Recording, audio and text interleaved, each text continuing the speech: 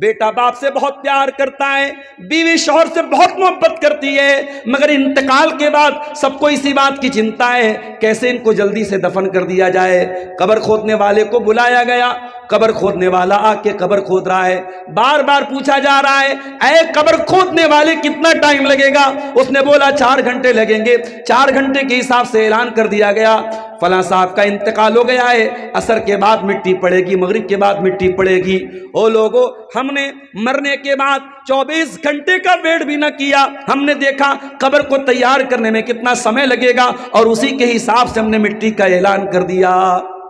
او لوگوں ذرا موت کے اوپر غور کرو، یہ موت ہمیں بتا رہی ہے ثم یکون حطاما، جس طریقے سے دنیا میں ہری بری کھیتی کو ایک دن پک جانا ہے اور پکنے کے بعد کٹ جانا ہے۔ اے انسان، اے جوانی پر ناز کرنے والے انسان، اے اپنے آپ کو اسمارٹ اور ہینڈسم کہنے والے نوجوان، اے اپنے آپ کو بیوٹیفل کہنے والی لڑکیوں، وہ انسٹاگرام پر اپنی تصویریں ڈالنے والی لڑکیوں، وہ سوشل میڈیا پر اپنے ویڈیوز ڈالنے والی میری بہنوں، وہ موبائل پر اسنیپ چیٹ پر طرح طرح کے فلٹر سے سیلفی لینے والی میری بہنوں، یہ خوبصورتی ایک دن ختم ہو جائے گی۔ یہ فاؤنڈیشن تمہیں ہمیشہ کام نہیں دے گا، یہ لپسٹک تمہیں ہمیشہ کام نہیں دے گی، یہ فیس پاؤڈر تمہیں ہمیشہ کام نہیں دے گا، یہ خوبصورتی ایک دن ختم ہو جائے گی۔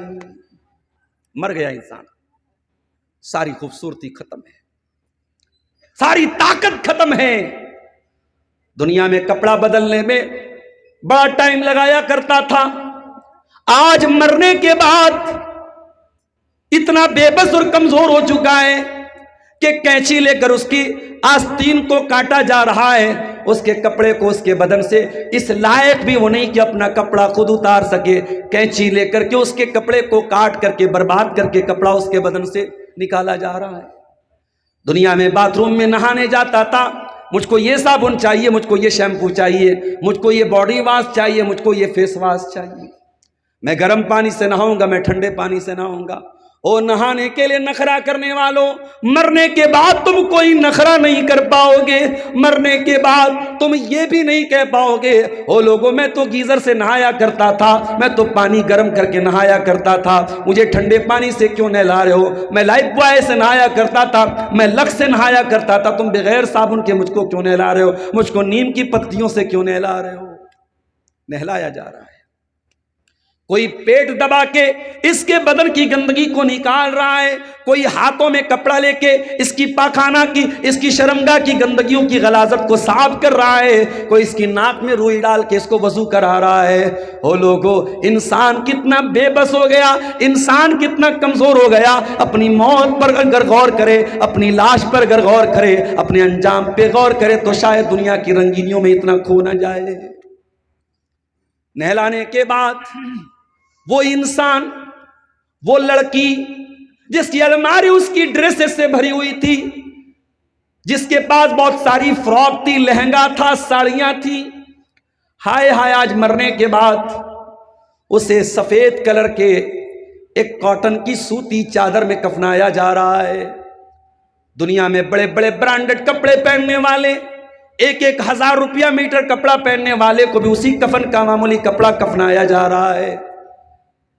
کوئی برانڈ یہاں نہیں چلے گا، کوئی ڈیزائن یہاں نہیں چلے گا، بغیر سلے ہوئے کپڑے میں دونوں کو کفنایا جا رہا ہے۔ وہ لوگوں ذرا غور کرو کیا انجام ہمارا ہو رہا ہے۔ کفنا دیا گیا، اب 4 لوگوں کے کندھے پہ جنازہ اس کا جا رہا ہے۔ کہاں جا رہا ہے؟ قبرستان میں جا رہا ہے۔ ارے مرنے والا تو کروڑ پتی تھا، بڑی زمینیں تھی، بڑی جائیدادیں تھی، حرام طریقے سے زمینیں حاصل کر لیا کرتا تھا، سود اور بیاج کے پیسے کما لیا کرتا تھا، دوسروں کی زمین کو ناجائز قبضہ کر لیا کرتا تھا۔ او بے ایمانی کرنے والے انسان، او چوری کرنے والے انسان، او ڈاکہ ڈالنے والے انسان، او بھرشٹاچار کرنے والے انسان، تو نے کس کے لیے زمینیں بنائی، کہ تو نے کس کے لیے جائیداد بنائی؟ سب ٹھاٹ پڑا رہ جائے گا جب لاد چلے گا بنجارا، سب چھوڑ کر کے تجھ کو آج اسی 2 گز زمین کے حوالے کیا جائے گا۔ دنیا میں یہ اپنی کار سے چلتا تھا، اس کی کار جب گاؤں سے سر پر دوڑا کرتی تھی، اس کی کار کو دیکھ کے لوگ بڑی تعریف کیا کرتے تھے، ارے حاجی صاحب کے پاس تو بڑی مہنگی والی کار ہے، بہت اونچی والی کار ہے، او حاجی صاحب، او سیٹھ جی، او کروڑ پتی صاحب، آج آپ کی ساری دولت دنیا میں رہ گئی اور آپ کو 4 لوگوں کے کندھے پہ قبرستان جانا پڑ رہا ہے۔ قبرستان لے کے جایا گیا، قبر میں ڈال دیا گیا اور مٹی ڈال کر کے لوگوں نے اپنے اپنے گھر کی راہ لے لی۔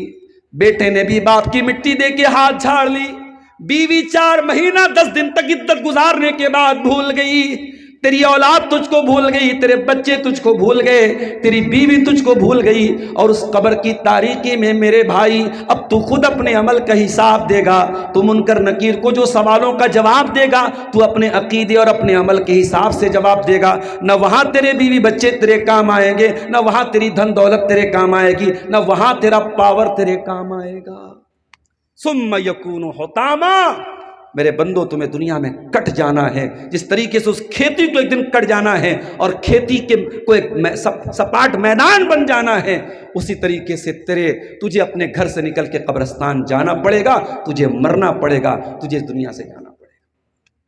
اور جانتے ہو مرنے کے بعد انسان کی پہلی تمنا کیا ہوگی؟ دنیا میں انسان کی پلاننگ بہت ساری ادھوری رہ جاتی ہے، انسان خواب دیکھتے دیکھتے دنیا سے چلا جاتا ہے۔ جس کے پاس بائک ہے وہ سوچتا ہے کار آ جائے، جس کے پاس کار ہے وہ سوچتا ہے مہنگی والی کار آ جائے، جو کرائے کے مکان میں رہتا ہے سوچتا ہے اپنا مکان ہو جائے، جو اپنے مکان میں رہتا ہے سوچتا ہے عالیشان بنگلہ بن جائے۔ یہ ادھورے خواب لے کر کے انسان دنیا سے مر جاتا ہے۔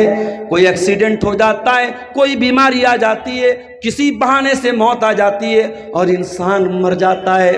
اور مرنے کے بعد جب اللہ کے فرشتے اس کی روح نکالنے کے لیے آتے ہیں تو بندہ پہلی تمنا کیا کرتا ہے؟ ذرا غور سے سننا، اللہ فرماتا ہے حتی اذا جاء احدهم الموت، اے میرے بندے جب تیرے پاس موت آئے گی تو تیری زبان سے ایک ہی لفظ نکلے گا، قال رب ارجعون، اے اللہ تو ایک موقع مجھے اور دے دے، اے اللہ ایک چانس مجھے اور دے دے، لعلی اعمل صالحا فیما ترکت، اے اللہ مجھے اب اپنا مکان نہیں بنوانا ہے، مجھے لڑکی کی شادی نہیں کرنا ہے، مجھے بزنس کو آگے نہیں بڑھانا ہے، مجھے گورنمنٹ جاب کا کوئی چکر نہیں پالنا ہے، اے اللہ تھوڑا سا موقع اور دے دے، اے اللہ بڑے پاپ کیے تھے، اے اللہ بڑے گناہ کیے تھے، بہت ناراض کیا تھا تجھ کو، اے اللہ ایک چانس اور دے دے، میں وعدہ کرتا ہوں لعلی اعمل صالحا، اے اللہ اب میں دنیا میں آنے کے بعد صرف تیری بات مانوں گا، میں نیک عمل کروں گا، میں تجھ کو راضی کرنے والا عمل کروں گا، میں کوئی گناہ نہیں کروں گا۔ اللہ فرمائے گا کلا، ہرگز نہیں، انہا کلمۃ هو قائلها، اے میرے بندے تیری یہ تمنا کبھی پوری ہونے والی نہیں ہے، وَمِن وَرَائِهِمْ بَرْزَخٌ إِلَىٰ يَوْمِ يُبْعَثُونَ، اب قیامت تک تجھے برزخ کی زندگی گزارنا ہے، اب اسی قبر میں تجھے رہنا ہے، اب یا تو یہ قبر جنت کی کیاری بن جائے گی یا جہنم کی آگ کا ٹکڑا بن جائے گا، اب اسی قبر کی اور برزخ کی زندگی میں تجھ کو رہنا ہے۔ میرے پیارے ساتھیوں، اس زندگی کی تیاری ہم اور آپ کتنی کر رہے ہیں ذرا غور کیجیے۔ اور میں یہاں ایک بات اور بتا دوں، ابھی میں ایک انٹرویو سن رہا تھا، ہمارے اتر پردیش کے ایک پولیٹیشین ہے، سماج وادی پارٹی کے ایک نیتا ہیں راج کمار بھاٹی، انہوں نے ایک بیان دیا، کسی انٹرویو میں انہوں نے کہا کہ مجھے قرآن کی یہ بات سمجھ میں نہیں آتی کہ برے عمل کرنے والوں کو جہنم کی آگ میں ڈالا جائے گا اور جلایا جائے گا اور بار بار ان کی چمڑی جلائی جائے گی اور ان کو تکلیف دی جائے گی، بولے مجھے قرآن کی یہ بات مجھے صحیح نہیں لگتی۔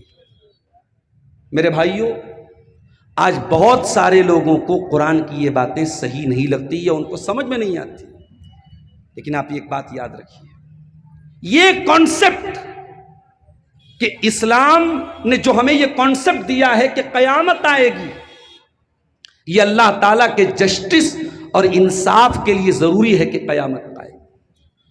اگر قیامت کا کانسیپٹ نہ ہوتا، دنیا میں بہت سارے لوگ غلط کام کرتے ہیں، چوری کرتے ہیں، شراب پیتے ہیں، زنا کرتے ہیں، مر جاتے ہیں، ان کو ان کے گناہ کی کوئی سزا نہیں ملتی.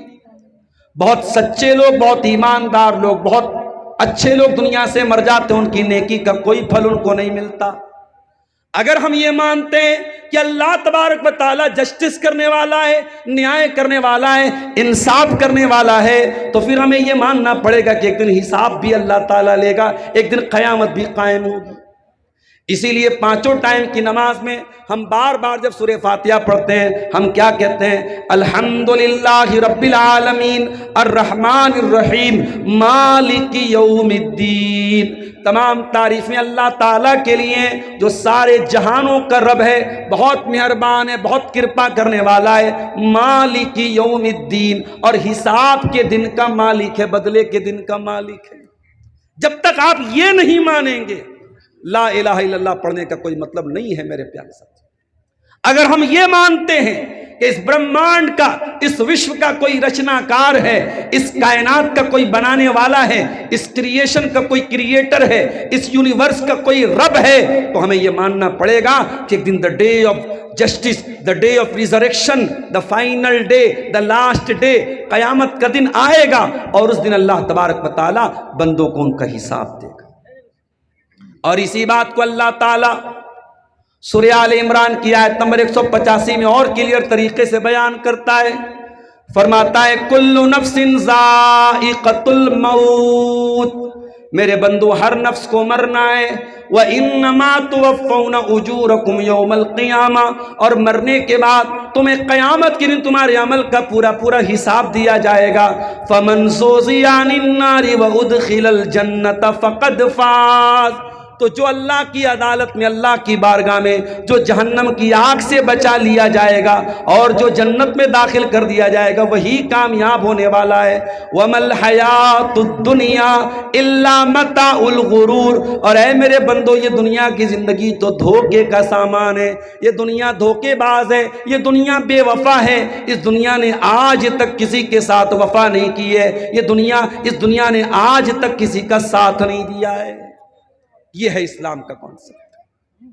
اور میں یہ بھی کلیئر کر دوں میرے بھائیوں، اسلام آپ سے یہ نہیں کہتا کہ آپ دنیا چھوڑ دیجیے. یہ جتنے بڑے بڑے ڈھونگی گھوم رہے ہیں کہ صاحب ہم شادی نہیں کرتے، ہمیں عورت کی ضرورت نہیں ہے، یہ جھوٹ بولتے ہیں. اگر انسان ہے، مرد ہے اور اس کے اندر مردانگی ہے تو اس کو عورت کی ضرورت ہے. اسلام فطرت کا دین ہے میرے پیارے ساتھی. اسلام اسی لیے شادی کرنے کا بھی حکم دیتا ہے. ایک صحابی جن کا نام عبداللہ بن عمرو بن عاص تھا، ان کی شادی ہو گئی اور بیوی کو بالکل بھی ٹائم نہیں دیتے تھے، بیوی کے پاس ہی نہیں جاتے تھے. دن میں روزہ رکھ دیتے، رات میں تہجد پڑھتے تھے. بیوی پریشان ہو گئی اور بیوی نے اپنے سسر سے کہہ دیا کہ آپ کے بیٹے کو مجھ سے کوئی مطلب ہی نہیں ہے. سسر کون تھے؟ عمرو بن عاص رضی اللہ تعالیٰ عنہ تھے. وہ اللہ کے نبی کے پاس آتے، اے اللہ کے نبی میرے بیٹے کو سمجھائیے، نئی نئی شادی ہوئی ہے، بیوی سے کوئی مطلب ہی نہیں رکھتا ہے. اللہ کے پیارے نبی نے بلایا، اے عبداللہ الم اخبرنک تصوم النہار وتقوم اللیل، مجھے پتا چلا ہے کہ تم دن میں روزہ رکھتے ہو، رات میں تہجد پڑھتے ہو. ہاں اللہ کے نبی بالکل صحیح پتا چلا ہے. آپ نے فرمایا اے عبداللہ کان کھول کے سن لو، ان لزوجک علیک حقا وان لعینک علیک حقا وان لزوجک علیک حقا وان لربک علیک حقا. اے عبداللہ تیری بیوی کا بھی تیرے اوپر حق ہے، تیرے شریر کا بھی تیرے اوپر حق ہے، تیرے مہمان کا بھی تیرے اوپر حق ہے اور تیرے رب کا بھی تیرے اوپر حق ہے. تو بیوی کو اس کا حق دے، تو جسم کو اس کا حق دے، تو مہمان کو اس کا حق دے اور تو اللہ تعالیٰ کو اس کا حق دے. یہ ہے اسلام کا کانسیپٹ. اسلام ہمیں دنیا چھوڑنے کی تعلیم نہیں دیتا ہے میرے پیارے ساتھی. اسی لیے قرآن میں سب سے بہترین دعا میں کیا سکھائی گئی؟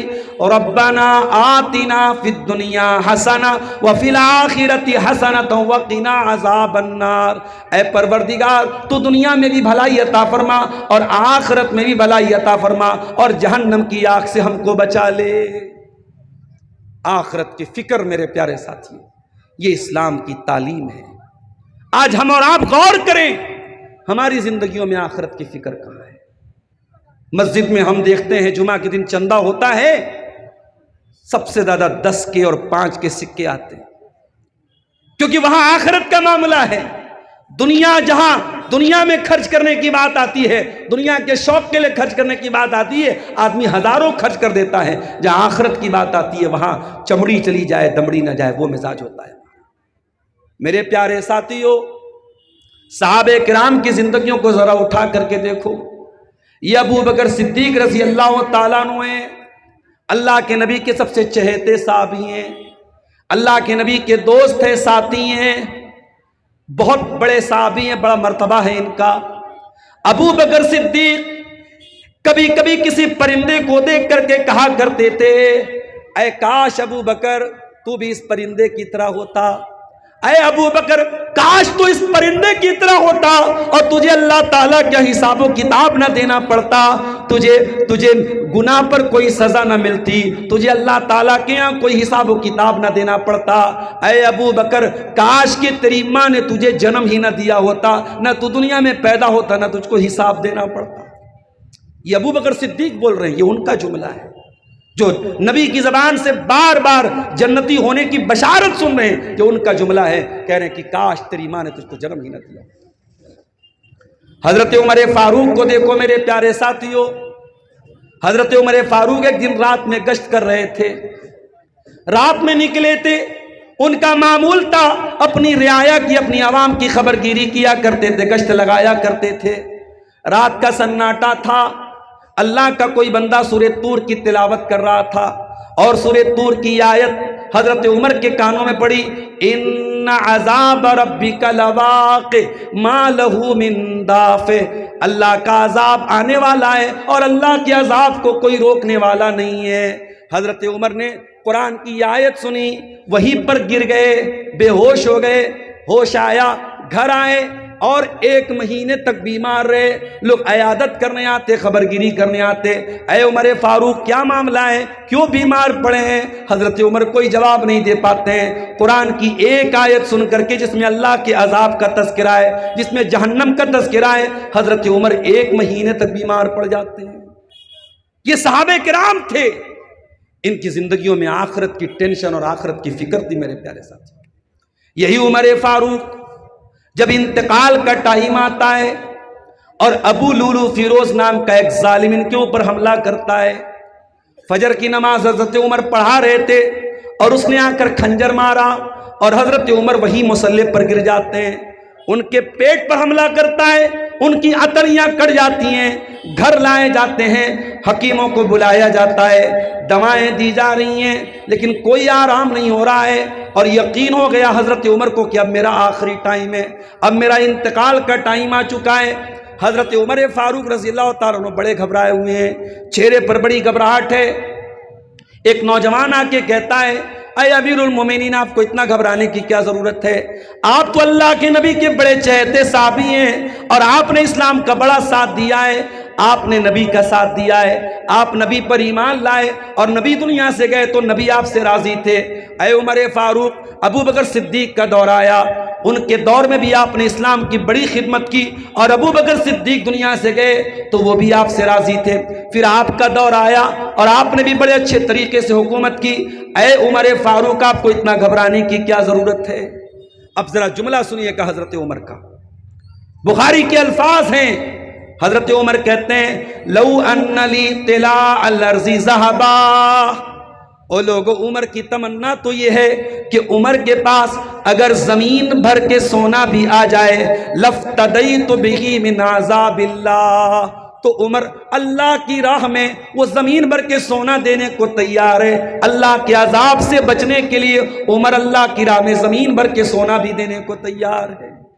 اللہ اکبر، یہ عمر فاروق جو نبی کی زبان سے جنتی ہونے کی بشارت سن چکے ہیں اور جن کی پوری زندگی اسلام کی خدمت میں گزری ہے، انتقال کے پہلے وہ یہ کہہ رہے ہیں کہ اگر میرے پاس زمین بھر کے سونا آ جائے اور اللہ کہہ دے کہ اے عمر تو زمین بھر کے سونا دے دے، میں اپنے عذاب سے تجھے بچا لوں گا، تو عمر اس کے لیے بھی تیار ہے۔ میرے پیارے ساتھیوں معاف کیجئے گا، آج ہم دنیا پرست ہو چکے ہیں، دنیا کے نشے میں ڈوبے ہوئے ہیں، آج ہر دولت والا قارون بنا ہوا ہے، ہر کرسی والا فرعون بنا ہوا ہے۔ آج دولت کا نشہ، طاقت کا نشہ، کرسی کا نشہ آج انسان کو ظلم کرنے پر مجبور کر رہا ہے۔ آج انسان جو ظلم کر رہا ہے، بغاوت کر رہا ہے، سرکشی کر رہا ہے، اس کی وجہ یہی ہے کہ انسان نے دنیا کو سب کچھ سمجھ لیا ہے۔ مگر یہ بات یاد رکھو میرے پیارے ساتھیوں، دنیا ہمیشہ نہیں رہے گی، دنیا ایک دن ختم ہو جائے گی۔ عبداللہ بن عمر رضی اللہ تعالیٰ عنہ کو دیکھیے، گرمی کا موسم ہے، پیاس لگی ہے، کسی نے ٹھنڈا پانی لا کے دے دیا۔ عبداللہ بن عمر ٹھنڈا پانی پینے لگے، پانی پینے کے بعد اچانک رونے لگے، آنکھوں سے آنسو بہنے لگے۔ کسی نے کہا عبداللہ ابن عمر کیا بات ہے، آپ کو تو پیاس لگی تھی، پانی مل گیا آپ کو ٹھنڈا ٹھنڈا، آپ کو تو خوش ہو جانا چاہیے، آپ رو کیوں رہے ہیں؟ کہا او لوگو، مجھے قرآن کی ایک آیت یاد آ گئی۔ کہ کون سی آیت یاد آ گئی؟ فرمایا وَنَادَا اصحاب النار یا اصحاب الجنت ان افیدوا علینا من الماء۔ قرآن کہتا ہے کہ جہنمی لوگ جنتی لوگوں کو پکاریں گے اور کہیں گے ان افیدوا علینا من الماء، اے جنتیوں تھوڑا سا پانی ہم کو بھی پلا دو، او مما رزقکم اللہ، اے جنتیوں اللہ تعالیٰ نے تم کو بڑی نعمتوں سے نوازا ہے، تھوڑی سی نعمتیں ہم کو دے دو، تھوڑا سا پانی ہم کو دے دو۔ قالوا ان اللہ حرمہما علی الکافرین، تو جنتی جواب دیں گے اے جہنمیوں وی آر سوری، ہم معذرت چاہتے ہیں، ہم آپ کو ٹھنڈا پانی نہیں پلا سکتے، یہ اللہ تعالیٰ نے آپ لوگوں کے لیے حرام کر دیا ہے۔ عبداللہ ابن عمر روتے ہوئے کہتے ہیں او لوگوں، مجھے قرآن کی وہی آیت یاد آ رہی ہے، آج ہمیں ٹھنڈا پانی تو نصیب ہو رہا ہے، جہنمیوں کو یہ ٹھنڈا پانی نصیب نہیں ہوگا۔ یہ فکر تھی صحابہ کرام، یہ ٹینشن تھی کہ یہاں تو ٹھنڈا پانی مل رہا ہے، وہاں ملے گا کہ نہیں ملے گا۔ یہاں دنیا میں ذرا سی گرمی ہم سے برداشت نہیں ہوتی، ہم پنکھا چلاتے ہیں، اے سی چلاتے ہیں۔ ابھی پٹنہ سے یہاں تک میں آیا، شام کو نکلا تھا، پھر بھی بغیر اے سی کے کار سے نہیں آئے، گرمی میں ہمیں بے چینی ہونے لگتی ہے۔ ہم ٹرین سے بھی چلتے ہیں تو اے سی میں سفر کرتے ہیں، کیوں؟ ہم سے گرمی برداشت نہیں ہوتی ہے میرے ساتھی۔ جب یہ سورج 9 کروڑ 30 لاکھ میل کی دوری پر ہے اور اپریل کا مہینہ بھی شروع ہوا ہے اور ہم سے گرمی برداشت نہیں ہوتی ہے، غور کرو میرے پیارے ساتھیوں، جب یہ سورج 1 میل کی دوری پر آ جائے گا اور پوری زمین توے کی طرح تپ رہی ہوگی اور لوگ اپنے اپنے عمل کے اعتبار سے پسینے میں ڈوبے ہوئے ہوں گے، کوئی ٹخنے تک، کوئی گھٹنے تک، کوئی کمر تک، کوئی پورا کا پورا پسینے میں ڈوبا ہوا ہوگا، اس گرمی سے بچنے کا ہمارے پاس کیا انتظام ہے؟ کوئی انتظام نہیں۔ اس گرمی سے بچنے کا ہمارے پاس کوئی انتظام نہیں۔ دنیا میں کولر ہے، اے سی ہے، پنکھا ہے، سب ہے، آخرت کی گرمی سے بچنے کا ہمارے پاس کوئی انتظام نہیں۔ ابھی رمضان کا مہینہ ختم ہوا، شوال کا مہینہ جیسے ہی شروع ہوا، ہم نے دیکھا مسجدوں سے نمازی غائب ہو گئے، مسجدوں سے نمازی غائب۔ فجر کی نماز میں ایک سب بھی مشکل سے آپ کو ملے گی، اور وہ بھی بوڑھے اور بزرگ لوگ ملیں گے۔ نوجوانوں نے تو رمضان کے بعد ہی مسجد کا راستہ ہی وہ بھول گئے ہیں میرے ساتھی۔ مسجد تو بنا لی شب بھر میں ایمان کی حرارت والوں نے، من اپنا پرانا پاپی تھا برسوں میں نمازی بن نہ سکا۔ او لوگو، تم انتظار کرتے ہو جب لاٹھی ہاتھ میں لینے کا ٹائم آ جائے گا تب نماز پڑھیں گے؟ اللہ کی قسم، قیامت کے دن جب سورج 1 میل کی دوری پر ہوگا، اللہ تعالیٰ اپنے کچھ خاص بندوں کو گرمی سے بچائے گا، پسینے سے بچائے گا، سورج کی گرمی سے بچائے گا۔ ان خاص بندوں میں وہ نوجوان بھی ہوگا، وَشَابٌ نَشَأَ فِي عِبَادَةِ اللَّهِ، وہ نوجوان جس کی جوانی اللہ کی عبادت میں گزری ہوگی۔ میرے نوجوانوں، ذرا اپنے دل پہ ہاتھ رکھ کے بتاؤ، یہاں آج دین کی باتیں ہوتی ہیں، پروگرام ہوتا ہے، ہم تھوڑی دیر بیٹھ کر کے دین کی باتیں سننے کو تیار نہیں، ہم قرآن و سنت کی باتیں سننے کو تیار نہیں ہیں، عبادت کی بات کون کرے؟ ہمارے نوجوانوں کی راتیں موبائل پر ریلز دیکھنے میں گزر رہی ہیں، دن گیم کھیلنے میں گزر رہے ہیں، عیاشیوں میں گزر رہے ہیں۔ نوجوان عبادت سے دور ہے۔ میرے نوجوانوں، اگر قیامت کے دن کی گرمی سے بچنا ہے تو ہمیں اپنی جوانی کو اللہ کی عبادت میں گزارنا ہوگا۔ میری پیاری ماں بہنوں، آج حرام ریلیشن شپ کا فتنہ، آج بے حیائی کا فتنہ بھی ہماری نوجوان نسل کو برباد کر رہا ہے۔ آج زناکاری اور بدکاری بڑے چرم پر ہے اور بہت تیزی کے ساتھ حرام رشتے پنپ رہے ہیں، زناکاری پنپ رہی ہے۔ اللہ کے نبی فرماتے ہیں کہ قیامت کے دن اللہ تعالیٰ جن بندوں کو گرمی سے بچائے گا، جن بندوں کو اللہ تعالیٰ اپنے عرش کا سایہ دے گا، ان بندوں میں ایک وہ بندہ بھی ہوگا۔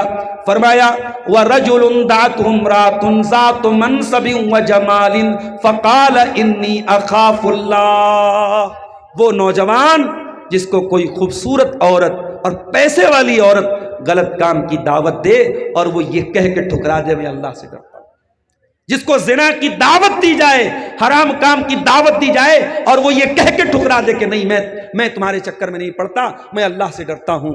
ایسا تقوی اور ایسی پرہیزگاری اور ایسی پاک دامنی کہاں ہے میرے پیارے ساتھی؟ آج تو ایسا لگ رہا ہے کہ سوشل میڈیا یہ حرام ریلیشن شپ کو حاصل کرنے کا ایک اڈا بنتا چلا جا رہا ہے۔ میں حالات جو دیکھ رہا ہوں میرے ساتھیوں، کبھی رات میں آپ موبائل اٹھائیے، کوئی بھی آپ ایپ کھولیے، فیس بک کھول لیجیے آپ، تو باقاعدہ ایڈ آتا ہے اور ایڈ پہ لکھا رہتا ہے، تصویریں آتی ہیں لڑکیوں کی اور لکھا رہتا ہے مجھ سے چیٹنگ کرنے کے لیے کلک کریں۔ اس طریقے کے بہت سارے ایپ، خاص طور سے رات میں 12 بجے کے بعد اگر موبائل ہاتھ میں آئے گا آپ دیکھیں گے ان کا ایڈورٹیزمنٹ آٹومیٹک آپ کے سامنے آئے گا۔ بڑی خوبصورتی کے ساتھ ہمارے نوجوانوں کو زنا پروسا جا رہا ہے، ہمارے نوجوانوں کو حرام ریلیشن شپ پروسی جا رہی ہے۔ آج کون سا گاؤں ہے جہاں سے یہ خبریں نہیں آ رہی ہیں کہ فلاں لڑکی فلاں کے ساتھ بھاگ گئی، فلاں لڑکی فلاں کے ساتھ بھاگ گئی۔ آج زنا کے واقعات، آج حرام رشتوں کے واقعات کیوں ہو رہے ہیں میرے ساتھیوں؟ کیونکہ آج آخرت کی فکر نہیں ہے۔ اگر آخرت کی فکر ہوتی تو ہم اس حدیث پر عمل کرتے۔ اللہ کے نبی فرماتے ہیں وہ نوجوان جس کو کوئی خوبصورت عورت اور پیسے والی عورت گناہ کی دعوت دے اور وہ یہ کہہ کے ٹھکرا دے میں اللہ سے ڈرتا ہوں۔ میرے پیارے ساتھیوں، کبھی کبھی قبرستان بھی جایا کرو۔ اگر آخرت کو یاد کرنا ہے، موت کو یاد کرنا ہے، اپنے گاؤں کے قبرستان پہ کبھی کبھی جاؤ، اپنی ماں کی قبر پہ جاؤ، اپنے باپ کی قبر پہ جاؤ۔ میں یہ نہیں کہتا کہ ماں کے لیے دعا کرنے کے لیے آپ کو قبر پہ جانا ضروری ہے۔ آپ مسجد میں بیٹھ کے بھی ماں کے لیے دعا کر سکتے ہیں، آپ گھر میں بیٹھ کے بھی دعا کر سکتے ہیں، لیکن قبرستان جب آپ جائیں گے آپ کو موت کی یاد آئے گی۔ اللہ کے پیارے نبی اپنی ماں کی قبر پہ جاتے ہیں، صحیح مسلم کی روایت ہے۔ ماں کی قبر پہ جانے کے بعد اللہ کے نبی جب اپنی ماں کو یاد کرتے ہیں، وہ ماں جس کو اللہ کے نبی نے 6 سال کی عمر میں کھو دیا تھا، 6 سال کی عمر میں اللہ کے نبی یتیم ہو گئے تھے، اور آپ نے جب اپنی ماں کو کھو دیا، آپ ماں کی قبر پہ گئے اور زار و قطار آپ رونے لگے۔ صحابہ کرام بھی اپنے نبی کو روتا ہوا دیکھ کر کے رونے لگے۔ آپ نے روتے ہوئے فرمایا اے میرے صحابہ، میں نے اللہ سے اجازت مانگی تھی کہ میں اپنی ماں کے لیے مغفرت کی دعا کرنا چاہتا ہوں، اللہ تعالیٰ نے مجھ کو اجازت نہیں دی۔ میں اپنی ماں کی مغفرت کی دعا کرنا چاہتا ہوں، اللہ نے مجھ کو اجازت نہیں دی۔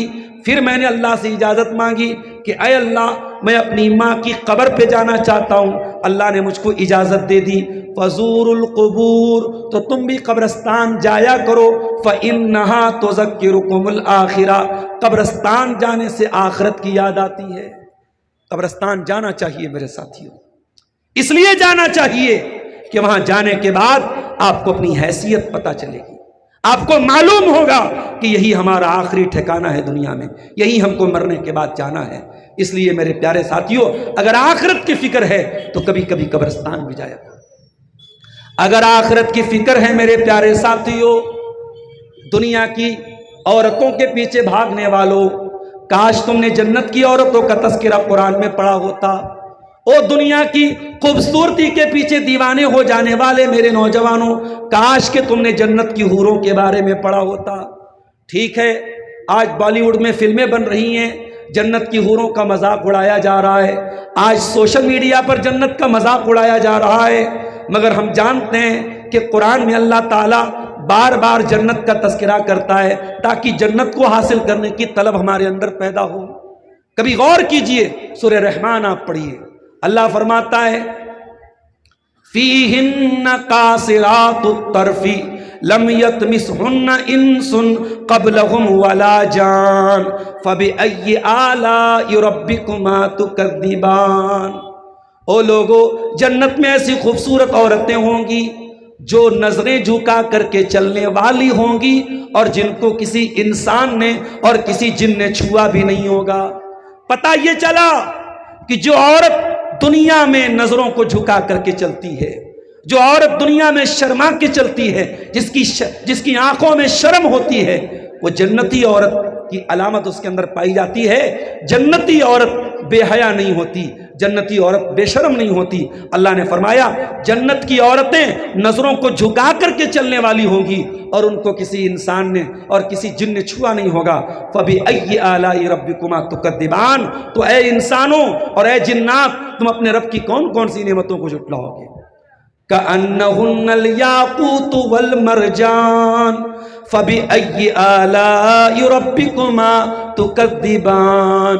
وہ جنت کی حوریں اتنی خوبصورت ہوں گی جیسے ہیرا اور موتی ہوتا ہے، جیسے موتی اور سمندر سے نکلا گیا قیمتی موتی ہوتا ہے، وہ جنت کی عورتیں اتنی خوبصورت ہوں گی۔ یہ دنیا کی فاحشہ عورتیں جو اپنی تصویریں دکھا کر کے 4 پیسے کمانے کے لیے انسٹاگرام پر اپنے جسم کی نمائش کریں، میرے نوجوان بھائیوں، ان لڑکیوں کے پیچھے اور ان عورتوں کے پیچھے تم دیوانے ہو رہے ہو۔ اللہ کی قسم، کاش تم نے قرآن پڑھا ہوتا اور تم نے جنت کی حوروں کا تذکرہ پڑھا ہوتا تو تمہیں جنت کی طلب تمہارے اندر پیدا ہوتی اور تم ان حرام رشتوں سے اپنے دامن کو بچا لیتے۔ میرے پیارے ساتھی، اللہ کے نبی فرماتے ہیں اگر جنت کی کوئی عورت ایک مرتبہ دنیا میں جھانک لے گی، صرف جھانک لے گی، لملأت ما بینہما ریحا، تو زمین و آسمان کے درمیان اس کی خوشبو بھر جائے گی۔ اتنی خوشبودار ہوگی جنت کی عورت کہ صرف وہ ایک نظر ڈال لے دنیا میں تو پوری دنیا اس کی خوشبو سے بھر جائے گی۔ ولا اضاءت ما بینہما، اور زمین اور آسمان اس کی روشنی سے منور ہو جائیں گے۔ یہ جنت ہے میرے پیارے ساتھیوں، اور صحابہ کرام اس جنت کی طلب میں لگے رہتے تھے۔ آج معاف کیجئے گا، ہم دنیا کی رنگینیوں میں کھو چکے ہیں میرے ساتھی۔ رمضان کا مہینہ تھا، دسترخوان لگا ہوا تھا، افطار کا ٹائم تھا۔ صحابی رسول عبد الرحمن بن عوف رضی اللہ تعالیٰ عنہ جو بہت پیسے والے تھے، کروڑ پتی آدمی تھے۔ اب کروڑ پتی آدمی کے گھر کا دسترخوان کیسا ہوگا اندازہ لگائیے میرے پیارے ساتھیوں۔ رمضان کا مہینہ ہے، افطار لگا ہوا ہے اور بالکل افطار کا ٹائم ہو چکا ہے۔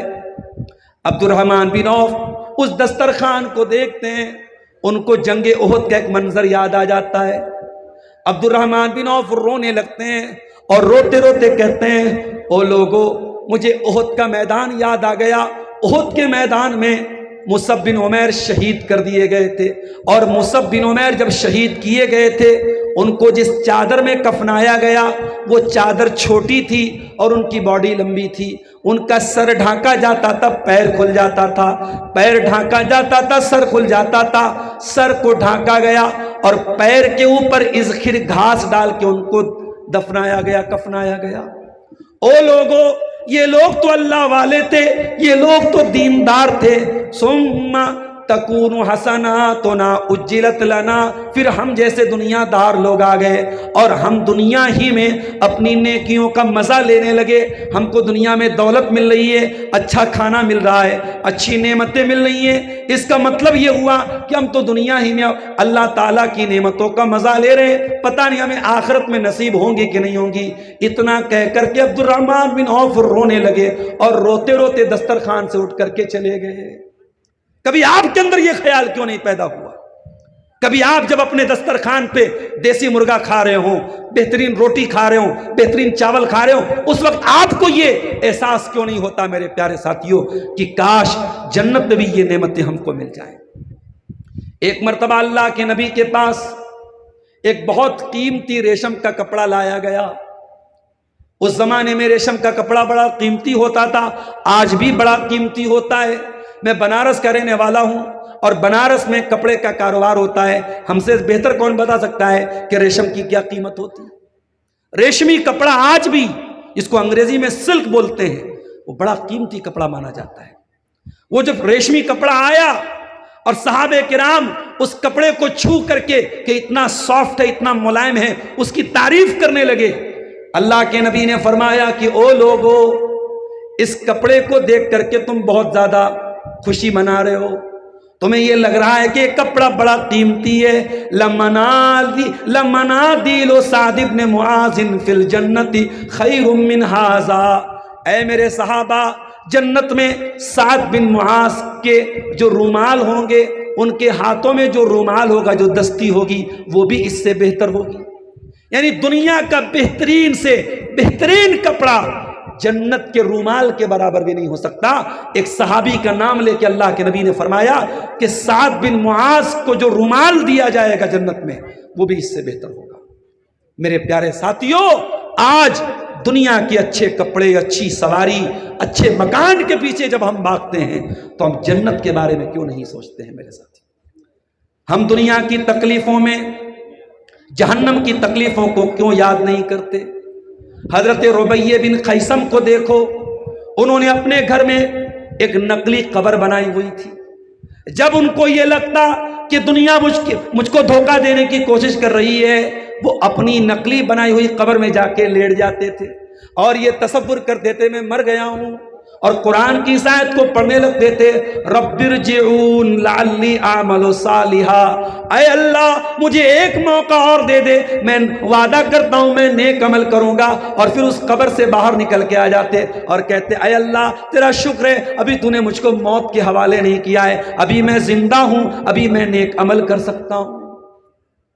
میرے پیارے ساتھیوں، جب تک یہ سانس چل رہی ہے، جب تک دل کی دھڑکن چل رہی ہے، اللہ سے توبہ کر لو میرے بھائیوں، اللہ سے معافی مانگ لو۔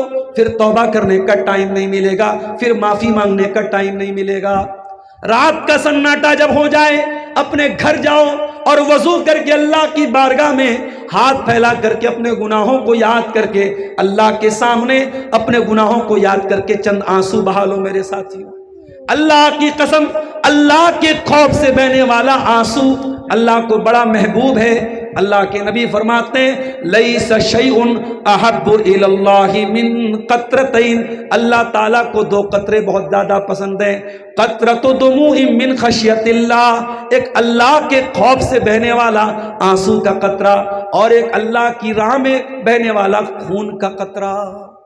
اللہ کے خوف سے بہنے والا آنسو کا قطرہ بھی میرے پیارے ساتھیوں اللہ تعالیٰ کو بہت پسند ہے۔ عثمان غنی کو دیکھو، نبی کے داماد ہیں، نبی کی دو بیٹیاں ان کے نکاح میں آئی ہیں۔ اللہ کے پیارے نبی بار بار عثمان غنی کو جنت کی بشارت بھی سنا چکے ہیں۔ عثمان غنی جب کسی قبر کے پاس سے گزرتے تھے، جب کسی قبرستان کے پاس سے گزرتے تھے، زار و قطار اور رونے لگتے تھے، آنکھوں سے آنسوؤں کی جھڑی لگ جاتی تھی۔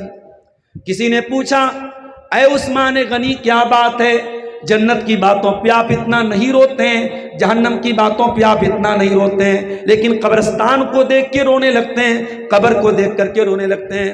عثمان غنی کہتے ہیں، لوگوں میں نے اللہ کے پیارے نبی کو فرماتے ہوئے سنا تھا، ان القبر اول منزل من منازل الآخرہ، بے شک قبر آخرت کی پہلی منزل ہے، جس نے اس منزل کو پار کر لیا اس کے لیے آگے کی منزلیں آسان ہیں۔ کبھی غور کرو میرے ساتھیوں، کبھی تنہائی میں بیٹھ کے سوچو کہ قبر میں ہمارے ساتھ کیا ہوگا، کبھی اکیلے میں، کبھی بند کمرے میں قبر کی تاریکی کے بارے میں تصور کرو۔ ابھی میں 2 دن پہلے جھارکھنڈ کے سفر پہ گیا تھا، ہمارے ڈرائیور صاحب بڑے ماہر ڈرائیور ہیں، پٹنہ کے رہنے والے ہیں۔ ہم لوگ ایک جگہ سے گزرے، وہاں چاروں طرف جنگل ہی جنگل تھا اور رات کا ٹائم تھا، رات کے 2 بج رہے تھے۔ میں سو رہا تھا، ڈرائیور صاحب نے مجھ کو اٹھایا، کہا مولانا صاحب ذرا دائیں بائیں دیکھیے کیسا منظر ہے، دونوں طرف جنگل ہی جنگل اور رات کے 2 بج رہے ہیں۔ ڈرائیور صاحب ہمارے بتانے لگے کہ شیخ صاحب مجھے تو پسینہ چھوٹ گیا، مجھے تو ایسا خوف کا، کیونکہ 20-25 کلومیٹر صرف جنگل ہی جنگل تھا۔ ایسے میں اگر کوئی آ جائے سامنے اور کوئی لوٹ مار کر دے، مار پیٹ کر دے، کون سنے گا؟ ہم ایک جنگل سے گزرتے ہیں، ہمارے پاس موبائل بھی ہے، ہمارے پاس کار بھی ہے، ہمارے پاس بھاگنے کے 1000 راستے ہیں، مگر وہ تنہائی کا عالم ہمیں ڈرنے پہ مجبور کر دیتا ہے میرے ساتھی. کبھی غور کیجئے، جب ہم اور آپ اپنی قبروں میں جائیں گے، سارے گھر والے ہمیں مٹی کے حوالے کر کے چلے جائیں گے. اس قبر میں ہمارے ساتھ جو ہوگا ہمیں اکیلے فیس کرنا ہے. اور یہ بھی یاد رکھیے، آپ جتنے بھی نیک اور اللہ والے بن جائیں، قبر آپ کو ضرور دبوچے گی. اللہ کے نبی کی حدیث ہے کہ اگر قبر کسی کو نہ دبوچتی تو سعد بن معاذ کو نہ دبوچتی، لیکن سعد بن معاذ کو بھی قبر نے دبوچا اور تھوڑی دیر دبوچنے کے بعد چھوڑ دیا. اس کا مطلب کہ انسان کتنا ہی نیک کیوں نہ ہو، قبر میں جائے گا تو قبر اس کو تھوڑی دیر کے لیے ضرور دبوچے گی میرے ساتھ. اب ذرا سوچئے کہ قبر جب دبوچے گی تو ہمارا عالم کیا ہوگا. اور یہ سعد بن معاذ کون ہے؟ کوئی معمولی صحابی نہیں ہے. ان کا انتقال ہوا تو 70,000 فرشتے ان کے جنازے میں آئے تھے. ان کا جنازہ بہت ہلکا تھا. صحابہ نے پوچھا، اے اللہ کے نبی، ان کا جنازہ اتنا ہلکا کیوں ہے؟ آپ نے فرمایا، ان کے جنازے کو فرشتوں نے اٹھایا ہوا ہے. 70,000 فرشتے ان کے جنازے میں تھے. اور یہ سعد بن معاذ وہ صحابی ہیں جن کے انتقال پر اللہ تعالیٰ کا عرش ہلنے لگا تھا. لیکن جب اللہ کے نبی نے ان کو دفنایا، دفنانے کے بعد آپ نے نعرے تکبیر کی آواز آپ نے بلند کی، اور 3 بار آپ نے سبحان اللہ سبحان اللہ سبحان اللہ کہا، اور آپ نے فرمایا لقد تضایق القبر علی ھذا العبد الصالح. اس نیک آدمی کی قبر بھی ان کے اوپر تنگ ہو گئی، ان کی قبر نے بھی ان کو دبوچ لیا، اور میں نے اللہ سے دعا کی، تب جا کر کے ان کی قبر نے ان کو چھوڑا. میرے پیارے ساتھیوں، اگر سعد ابن معاذ رضی اللہ تعالیٰ عنہ کی قبر ان کو دبوچ رہی ہے تو یقیناً ہماری قبر بھی ہم کو دبوچے گی. میرے پیارے ساتھیوں، شاعر کہتا ہے، ہاتھوں سے اپنے تو نے دفنائے کتنے مردے، آنکھوں سے تو نے اپنے دیکھے جنازے کتنے، ہاتھوں سے اپنے تو نے دفنائے کتنے مردے، انجام سے تو پھر بھی کیوں اتنا بے خبر ہے، دنیا کے اے مسافر منزل تیری قبر ہے.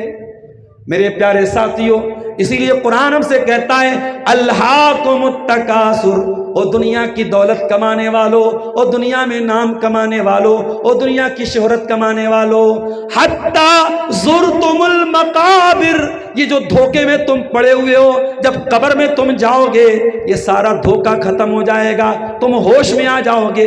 حتی زرتم المقابر، جب تم قبر میں جاؤ گے تب تمہاری آنکھیں کھلیں گی. اس لیے میرے پیارے ساتھیوں، ہم اور آپ ان تمام آیتوں اور حدیثوں کی روشنی میں ہم یہ غور کریں کہ ہمارے اندر آخرت کی فکر کتنی ہے. اور آخرت کی اگر فکر ہوگی میرے پیارے ساتھیوں تو آٹومیٹک انسان گناہوں سے بچے گا. جب انسان کے دل میں یہ احساس ہو جائے کہ مجھے اللہ کو جواب دینا ہے تو انسان گناہوں سے بچے گا. اسی لیے اللہ فرماتا ہے فَأَمَّا مَنْ خَافَ مَقَامَ رَبِّهِ وَنَهَى النَّفْسَ عَنِ الْهَوَىٰ فَإِنَّ الْجَنَّةَ هِيَ الْمَأْوَىٰ. جو انسان اللہ کے سامنے کھڑا ہونے سے ڈر گیا اور جس انسان نے اپنی خواہشات کو کنٹرول کر لیا، جنت اس کا ٹھکانہ بن جائے گی. اللہ کے نبی فرماتے ہیں قیامت کا دن ہوگا، بندہ اپنے رب کے سامنے کھڑا ہوگا، بندہ اپنے رب سے بات کرے گا، کوئی ٹرانسلیٹر نہیں ہوگا، کوئی انوادک نہیں ہوگا، ڈائریکٹ بندہ اپنے رب سے بات کرے گا. بندہ دائیں طرف دیکھے گا اسے اپنے گناہ نظر آئیں گے، بائیں طرف دیکھے گا اسے اپنے گناہ نظر آئیں گے، سامنے دیکھے گا جہنم کی آگ نظر آئے گی. فَاتَّقُوا النَّارَ، اللہ کے نبی فرماتے ہیں کہ اے میرے صحابہ، جب معاملہ اتنا خطرناک ہے تو تم جہنم کی آگ سے بچنے کا انتظام کرو. وَلَوْ بِشِقِّ تَمْرَةٍ، اگرچہ اللہ کی راہ میں تمہیں کھجور کا ٹکڑا ہی دے کر کے اپنے آپ کو بچا سکتے ہو تو بچا لو، جہنم کی آگ سے بچنے کا انتظام کرو میرے ساتھی. آج دنیا میں ہم یہ دیکھتے ہیں کہ معمولی سی کہیں آگ لگ جائے تو بھگدڑ مچ جاتی ہے، اور دنیا کی آگ سے 70 گنا زیادہ خطرناک جہنم کی آگ ہوگی. اور جہنم کی آگ اتنی خطرناک ہوگی کہ وہاں جہنم ہی کا بچھونا ہوگا، جہنم ہی کا اوڑھنا ہوگا، اور جہنم میں آگ کا لباس ہوگا، اور اس جہنم کی آگ جب جلائے گی میرے پیارے ساتھیوں تو قرآن کہتا ہے کلما نضجت جلودہم بدلناہم جلودا غیرہا لیذوقوا العذاب۔ اے میرے بندو، جب ہم تمہیں جہنم کی آگ میں جلائیں گے، ایک بار جلائیں گے، اور جب تمہاری چمڑی جل جائے گی ہم دوبارہ نئی چمڑی چڑھا دیں گے، ہم بار بار جلنے کی تکلیف تم کو محسوس کرائیں گے۔ کلما نضجت جلودہم بدلناہم جلودا غیرہا لیذوقوا العذاب۔ جہنم کی آگ بار بار جلائے گی اور بار بار جلنے کی تکلیف کا احساس تم کو کرائے گی۔ میرے پیارے ساتھیوں، دنیا کی آگ میں ذرا سی ایک چنگاری ہمارے بدن پہ لگ جائے تو ہم اس پہ ملہم لگاتے ہیں، اس پہ ہم آئنٹمنٹ لگاتے ہیں، اس پہ ہم کریم لگاتے ہیں کہ جلنے کا نشان ہماری باڈی پر نہ آ جائے۔ ذرا سوچو، دنیا کی آگ سے 70 گنا زیادہ خطرناک جہنم کی آگ ہوگی، اور وہ خوبصورت چہروں کو جلا کر کے بدصورت بنا دے گی۔ اللہ نے فرمایا تلفح وجوہہم النار، جہنم کی آگ جہنمیوں کے چہروں کو جلا کر کے راکھ کر دے گی۔ وہم فیہا کالہون، اور دنیا کے بڑے ہینڈسم، بڑے خوبصورت لوگ جہنم کی آگ میں جانے کے بعد بدصورت بن جائیں گے۔ میرے پیارے ساتھیوں، آج حالات کے حساب سے ہم تیاری کرتے ہیں۔ گیس سلنڈر کی کمی ہے تو لوگ پہلے سے گیس سلنڈر گھر میں رکھ رہے ہیں، پتہ نہیں حالات، ابھی جنگ چل رہی ہے ایران اور اسرائیل کی، حالات کیا ہوں گے، پہلے سے گیس سلنڈر ہمارے گھر میں آ جائے۔ آج انسان دنیا کی معمولی مصیبت کو دیکھ کر کے آگے کی پلاننگ کرتا ہے، آگے کی تیاری کرتا ہے۔ میرے پیارے ساتھیوں، ہم اپنی دنیا کی زندگی کے لیے اتنی پلاننگ کرتے ہیں، ہم آخرت کے لیے کوئی پلاننگ کیوں نہیں کرتے؟ اللہ فرماتا ہے یا ایھا الذین آمنوا اتقوا اللہ ولتنظر نفس ما قدمت لغد، اے ایمان والو اللہ سے ڈرو اور ہر شخص سوچے کہ اس نے کل کے لیے کیا تیاری کر کے رکھی ہے۔ میں بنارس کا رہنے والا ہوں، آپ کے بیچ میں آیا ہوں، میں صبح نکل جاؤں گا، ظاہر سی بات ہے میں آپ کے یہاں تقریر کرنے اور پروگرام میں شرکت کے لیے آیا ہوں، ایک مسافر کی طرح آیا ہوں اور صبح نکل جاؤں گا۔ میں یہاں بسنے کے لیے نہیں آیا ہوں۔ جب انسان کہیں مسافر کے طور پہ جاتا ہے تو اتنی ہی چیزیں لے کے جاتا ہے جتنی ضرورت ہے۔ مجھے ایک دن کا سفر کرنا ہو اور میں پوری اٹیچی بھر کے 10-20 جوڑے کپڑے لے کے جاؤں، دنیا کہے گی بڑا بے وقوف آدمی ہے، سفر تو ایک دن کا ہے اور یہ پوری اٹیچی بھر کے 20-20 جوڑے کپڑے لے کے جا رہا ہے۔ ہم اپنے سفر کے حساب سے اپنی تیاری کرتے ہیں۔ میرے پیارے ساتھیوں، ہم بھی آخرت کے سفر پہ جا رہے ہیں۔ اس دنیا میں ہم سفر کی تیاری کر رہے ہیں، اور کون سا سفر؟ آخرت کا سفر ہے، اور آخرت میں جہاں ہم کو جانا ہے وہ ہمارا پرماننٹ ٹھکانہ ہوگا۔ دنیا میں تو ہم پردیسی اور مسافر کی طرح آئے ہیں۔ اسی لیے اللہ کے پیارے نبی نے عبداللہ ابن عمر کا کندھا پکڑ کے کہا تھا کن فی الدنیا کأنک غریب، اے عبداللہ دنیا میں ایسے زندگی گزارو جیسے ایک پردیسی زندگی گزارتا ہے، او عابر السبیل جیسے مسافر زندگی گزارتا ہے۔ اور عبداللہ ابن عمر نے جب نبی کی یہ حدیث سنی تو وہ کہا کرتے تھے کہ اپنی تندرستی کی حالت میں اپنی بیماری کی تیاری کر لو، اپنی زندگی کی حالت میں اپنی موت کی تیاری کر لو۔ صبح ہو جائے تو شام کا انتظار مت کرو، شام ہو جائے تو صبح کا انتظار مت کرو۔ میرے ساتھیوں، آج ہماری زندگی کو دیکھ کے تو ایسا نہیں لگتا کہ ہمیں مرنا ہے۔ ہم تو ایسے زندگی گزار رہے ہیں جیسے ہمیشہ ہمیں یہی رہنا ہے۔ نہیں میرے پیارے ساتھیوں، زندگی ایسے گزارو جیسے کل مر سکتے ہو۔ جب رات میں شیطان آپ کو موبائل پر کوئی غلط چیز کرنے پر ابھارے تو اپنے نفس سے کہو کہ اگر اسی حالت میں ہارٹ اٹیک آ گیا، اسی حالت میں دل کی دھڑکن رک گئی اور سانسوں کی ڈور تھم گئی اور موت آ گئی تو کیا انجام ہوگا؟ یہ گانا سنتے ہوئے، یہ ویڈیو دیکھتے ہوئے، یہ انسٹاگرام کی ریل دیکھتے ہوئے اگر مر گئے، اللہ کو کیا منہ دکھائیں گے؟ اللہ کے نبی فرماتے ہیں کل عبد یبعث علی ما مات علیہ، بندہ جس حالت میں مرے گا اسی حالت میں قیامت کے دن اٹھایا جائے گا۔ اسی لیے جو انسان حج کرنے جاتا ہے، اگر حج کے دوران اس کی موت ہو جائے، اللہ کے نبی نے فرمایا اسے الگ سے کوئی کفن مت کفناؤ، اسی احرام کی چادر میں اسے کفنا دو۔ کیوں؟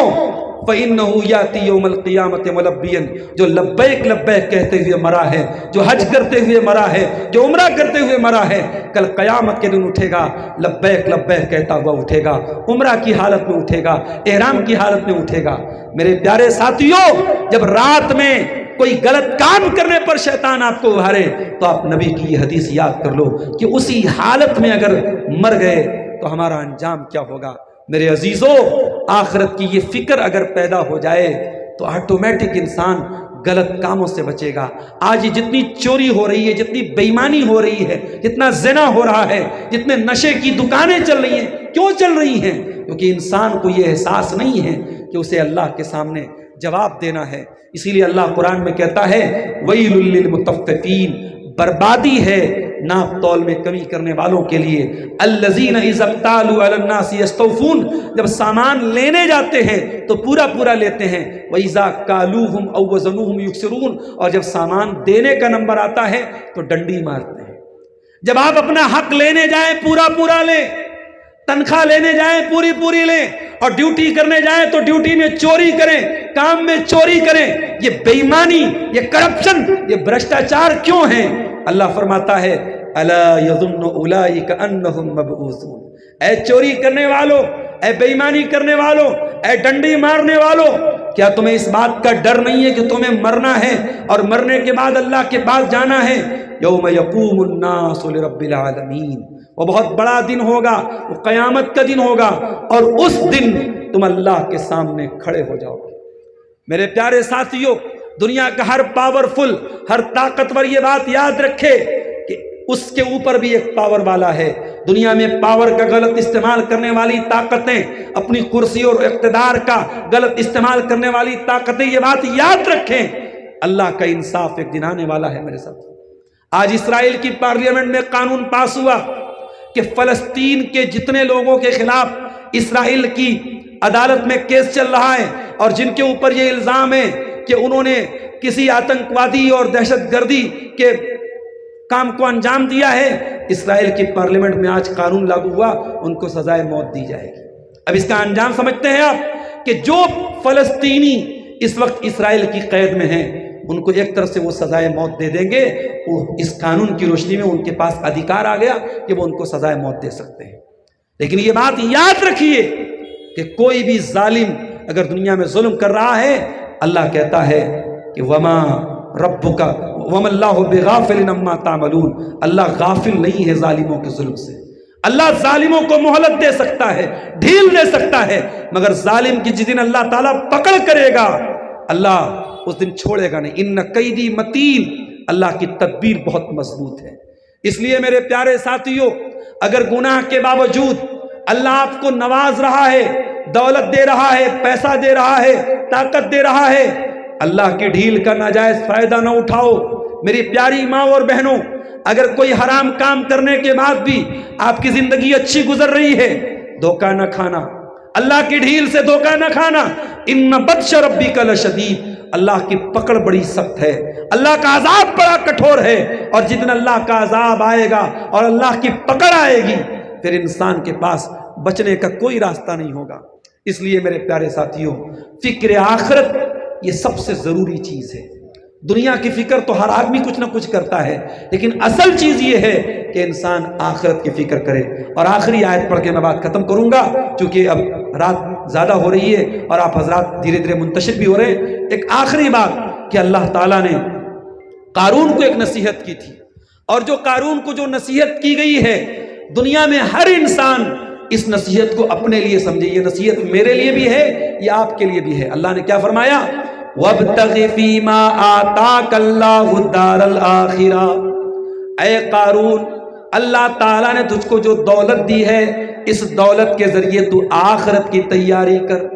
وَلَا تَنْسَ نَصِيبَكَ مِنَ الدُّنْيَا، اے قارون، دنیا میں جو تیرا حصہ ہے، دنیا میں جو تیرا حق ہے، تو اس کا بھی خیال کر، تو اس کو بھی مت بھول، لیکن اصل تیاری تو آخرت کی کر۔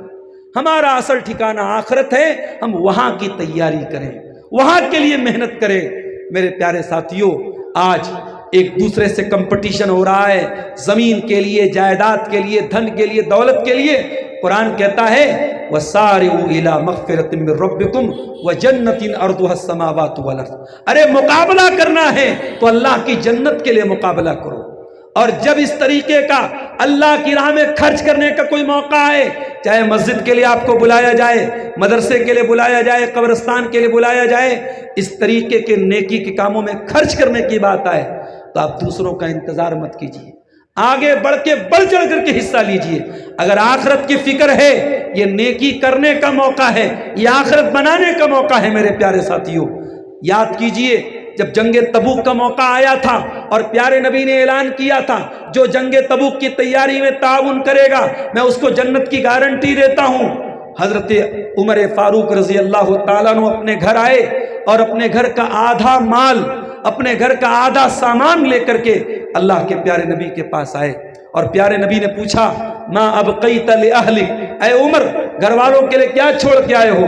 حضرت عمر نے کہا اللہ کے نبی آپ فکر نہ کیجئے، آدھا لے کے آیا ہوں، آدھا چھوڑ کے آیا ہوں۔ حضرت عمر بہت خوش تھے کہ آج پہلی مرتبہ میں نیکی کے معاملے میں ابو بکر صدیق سے بھی آگے بڑھ جاؤں گا۔ تھوڑی دیر کے بعد حضرت ابو بکر صدیق آئے اور وہ اپنے گھر کا جو مال لے کے آئے تھے، جو سامان لے کے آئے تھے، انہوں نے لا کر کے اللہ کے نبی کے قدموں میں رکھ دیا۔ اللہ کے پیارے نبی نے پوچھا ما ابقیت لأہلک، اے ابو بکر آپ نے گھر والوں کے لیے کیا چھوڑا ہے؟ حضرت ابو بکر صدیق نے کہا ابقیت لہم اللہ ورسولہ، اے اللہ کے نبی میں نے گھر والوں کے لیے اللہ کو چھوڑا ہے اور اس کے رسول کو چھوڑا ہے، میں نے مال نہیں چھوڑا ہے، میں سارا مال لے کے آیا ہوں۔ آج اسلام کو میرے مال کی ضرورت ہے، میں مال بچا کے کیا کروں گا، میں سارا مال لے کے آیا ہوں۔ یہ ابو بکر صدیق تھے، یہ ان کے دل میں آخرت کی فکر تھی۔ میرے پیارے ساتھیوں، جس کے دل میں آخرت کی فکر ہوگی وہ ضرورت پڑے گی آخرت کے لیے اپنا سب کچھ قربان کر دے گا، کیونکہ وہاں کا سکھ ہمیشہ کا سکھ ہے اور وہاں کا دکھ ہمیشہ کا دکھ ہے۔ دعا ہے رب العالمین سے الہ العالمین ہمیں دنیا کی بھلائی کے ساتھ ساتھ آخرت کی بھلائی بھی پروردگار ہم سب کو عطا فرمائے، ہمارے دلوں میں آخرت کی فکر پیدا فرمائے، آخرت کی تیاری کی ہم سب کو توفیق عطا فرمائے۔ بالخصوص ہمارے نوجوانوں کو اور ہماری ماں بہنوں کو اللہ تعالیٰ ہر قسم کی برائی سے ان کی حفاظت فرمائے۔ جب تک ہم دنیا میں زندہ رہیں، اسلام پر ہم زندہ رہیں اور ہمارا خاتمہ ایمان پر ہو، آمین۔